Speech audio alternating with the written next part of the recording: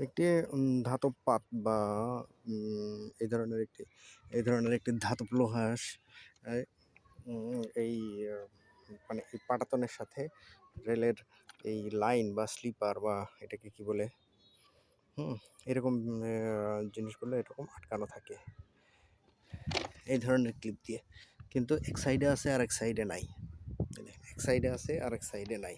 এরকম বেশিরভাগ এই যে একটা স্লিপ একটা পাটাতন একটাই পাওয়ার পর এরকম আছে, এই যে এরকম। এটা তো দুই পাশেই নেই, এটা দুই পাশেই নেই।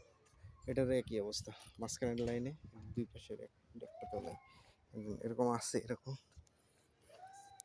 এরকম বেশিরভাগ ক্ষেত্রেই মাঝখানের ইয়েতেই এরকম বেশি। মানে এটা কি ইনসিকিউর না?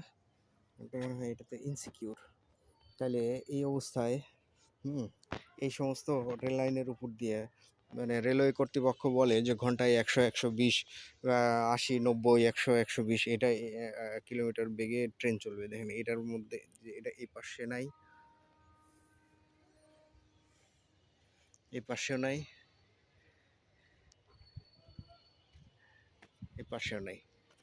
তো রেলওয়ে কর্তৃপক্ষ এই সমস্ত জিনিসগুলা তারা সঠিকভাবে তদারক করে কিনা জানি না, তবে বিশেষত এই ধরনের সমস্যাগুলোর কারণেই মূলত এই ধরনের মানে বিভিন্ন সময় বিভিন্ন ধরনের অ্যাক্সিডেন্টগুলো হয়।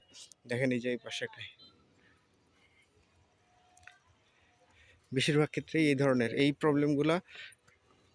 প্রবলেমগুলোর কারণে বিভিন্ন সময়ে বিভিন্ন ধরনের অ্যাক্সিডেন্টগুলো হয়।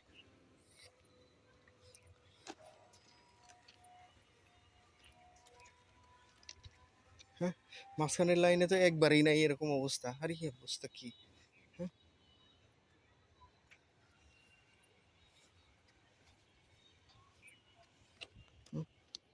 কি পরিমাণ ইনসিকিউর অবস্থায় আছে রেলওয়ের এই সমস্ত।